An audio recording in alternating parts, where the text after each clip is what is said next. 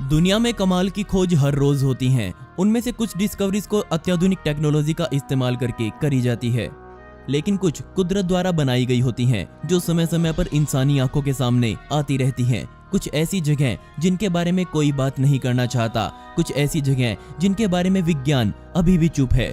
हो सकता है ऐसी ही कोई जगह आपके घर के पीछे ही छुपी हो, तो तैयार हो जाइए क्योंकि आज मैं आपको दुनिया भर से कुछ कमाल की जगह दिखाने वाला हूँ।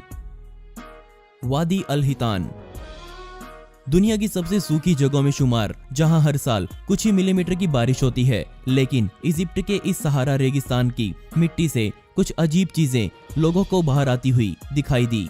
ऐसा कोई सोच भी नहीं सकता कि इस जगह पर किसी समुद्री जीव के अवशेष मिल सकते हैं, और उन जीवों में से वेल्स पर तो किसी का ध्यान नहीं जाएगा। लेकिन मेरा यकीन मानिए, ऐसे अवशेष वहां पर आपको थोड़ी सी मिट्टी हटाने पर ही दिखने शुरू हो जाएंगे। और आपको क्या लगता है कि ये अवशेष कितने पुराने होंगे और यहाँ ये सब कैसे आए? असल में 5 करोड़ साल पहले ये रेगिस्तान समुद्र हुआ करता था, और इसी रेगिस्तान में एक जगह है जिसका नाम वादी अल हितान है। इस नाम का मतलब है वैली ऑफ वेल्स, और इसी जगह पर दुनिया की सबसे पुरानी वेल्स से लेकर आज के जमाने में पाई जाने वाली वेल्स की हड्डियां भी मिलती हैं। इस जगह पर RKO सेती, जिसका मतलब होता है दुनिया की शुरुआती वेल्स, वो यहाँ पाई गई।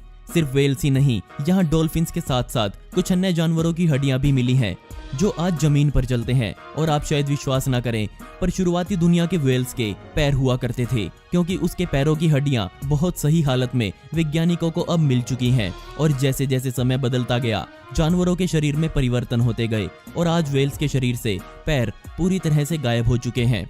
1902 में पहली बार यहाँ हड्डियों का इतना बड़ा अंबार दुनिया की नजरों में आया, और पूरी दुनिया के लोग आज यहाँ दुनिया का भूतकाल देखने आते हैं, और यहाँ आकर रेगिस्तान की गर्म मिट्टी पर खड़े होकर महसूस करते हुए सोचते हैं कि एक समय पर यहाँ बेइंतहा समुद्र हुआ करता था। वाअन-नमूज ये इस दुनिया के सबसे दूरस्थ स्थानों में से एक है। ये इतना दूर है कि बिना विशेषज्ञों की सहायता से आप यहाँ नहीं जा सकते। ये रहस्यमय स्थान लीबिया के सहारा रेगिस्तान के बिल्कुल बीचों बीच बना हुआ है। इस रेगिस्तान के बिल्कुल बीच में एक जगह है जिसका नाम वाअन-नमूज है। ये जगह एक ज्वालामुखी का क्रेटर है।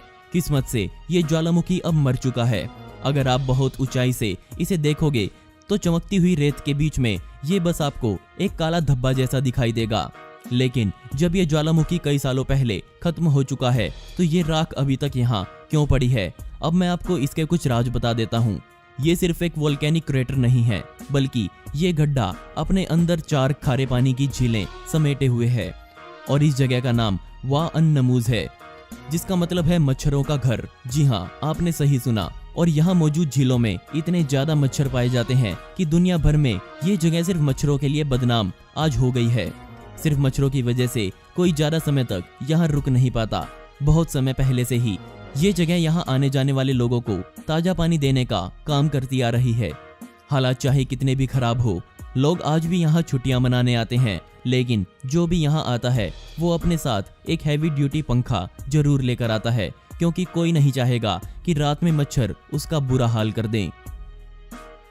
आटाकामा स्कल्पचर कई बार ये जरूरी नहीं होता कि सब कुछ अच्छी चीजें हमें प्रकृति ही प्रदान करे। आटाकामा का ये सुंदर दृश्य है, जिसके बीच में से पैन अमेरिकन हाईवे गुजरता है। इस हाईवे के चारों ओर बस गर्म रेगिस्तान के अलावा और कुछ नहीं है। पहली नजर में देखकर ऐसा लगता है कि इस रेगिस्तान में आज तक कोई नहीं आया होगा, लेकिन पूरे रेगिस्तान की शांति को भंग करता है ये बड़ा सा हाथ, जो जमीन के अंदर से उठता हुआ दिखाई दे रहा है। ये हाथ पूरे 36 फीट लंबा है। इसे चिलेन के रहने वाले एक कलाकार ने बनाया था, जिसका नाम मारियो इराहास्बा है। इस हाथ को 1980 में यहाँ बनाया गया। सिर्फ एक नहीं, बल्कि इस कलाकार ने पूरी दुनिया में घूम घूम कर रेगिस्तानों में कई और ऐसे हाथ भी बनाए हुए हैं। अब जरा सोचकर देखिए कि आप हाईवे पर जा रहे हो और तभी आपके सामने ये हाथ एकदम से आ जाए। अपने विचार मुझे कमेंट्स में जरूर बताएं। The deep Antarctic. अंटार्कटिका का नाम सुनते ही आपके दिमाग में क्या आता है? जी हाँ, आपने सही सोचा, बर्फ और सिर्फ बर्फ। लेकिन क्या आप सोच सकते हैं कि इसी अंटार्कटिका में एक ऐसी जगह मौजूद है जहां आकर कोई छिप जाए तो वो इंसानी बस्ती से कई हजार किलोमीटर दूर होगा।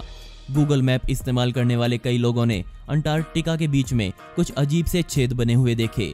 चिंता ना करें, यहाँ कोई एलियंस नहीं आए, बल्कि यहाँ तो जर्मन के वैज्ञानिकों का एक रिसर्च सेंटर बना हुआ है। इस स्टेशन का नाम कोनैन स्टेशन है और इस स्टेशन में 20 लोग हर समय अपना काम करते रहते हैं। इस स्टेशन को 11 जनवरी 2001 को खोला गया।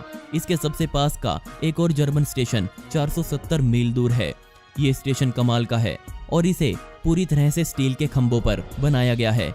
इन खंभों के ऊपर खड़े स्टेशन को बर्फ के अनुसार ऊपर नीचे किया जा सकता है। अब आप ये जरूर सोच रहे होंगे कि इतनी खतरनाक जगह पर कोई क्यों अपना स्टेशन बनाएगा, तो मैं आपको बता दूं कि ये एक प्रोजेक्ट का लॉजिस्टिक बेस है। इस प्रोजेक्ट का नाम एपिका है। इस प्रोजेक्ट में पूरे अंटार्कटिका में वैज्ञानिक घूम घूम कर बर्फ का परीक्षण करते हैं। Heard island Australia. कहा जाता है कि ऑस्ट्रेलिया इस दुनिया का अंतिम कोना है, लेकिन जब ये खत्म होता है तब शुरुआत होती है हर्ड आइलैंड की। ये इस दुनिया के सबसे दूरस्थ इलाकों में से एक है।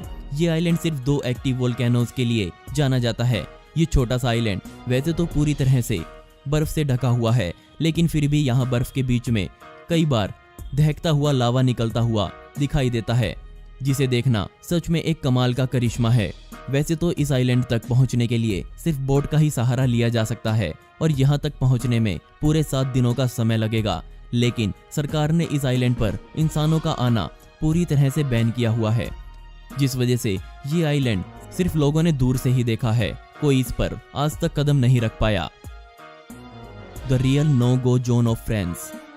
जब भी फ्रांस की बात चलती है तो आपके दिमाग में शानदार नज़ारे घूमने लगते होंगे, लेकिन फ्रांस में हर जगह ऐसी नहीं है जिसे हम खूबसूरत कह सकें, क्योंकि इस देश का एक कोना ऐसा है जिस पर हर इंसान का जाना बैन है। पिछले लगभग 100 सालों से इस जगह पर कोई नहीं गया। इसे कई नामों से जाना जाता है, जैसे रॉक जोन या फिर रेड जोन और नो गो जोन। ना ही यहाँ कोई रहता है, ना ही यहाँ कोई जा सकता है और ना ही यहाँ कुछ बनाया गया है। असल में 1918 से पहले यहाँ एक हंसता खेलता गांव हुआ करता था, लेकिन तभी इस जगह पर दुश्मन देश के विमान से बमबारी की गई। तबाही की कोई सीमा नहीं थी। ज्यादातर गांव वालों की उस बमबारी में मौत हो गई। उतने ही जानवरों ने भी अपना बलिदान दिया। हर जगह खून और विस्फोटक बिखरे हुए थे। यहाँ इतना बारूद उस समय बरसाया गया कि सरकार अभी तक वहां से पूरे विस्फोटक सामान को नहीं हटा पाई। आम लोग कहते हैं कि यहाँ की जमीन से सारा खतरनाक सामान निकालने में अभी 300 साल और लगेंगे।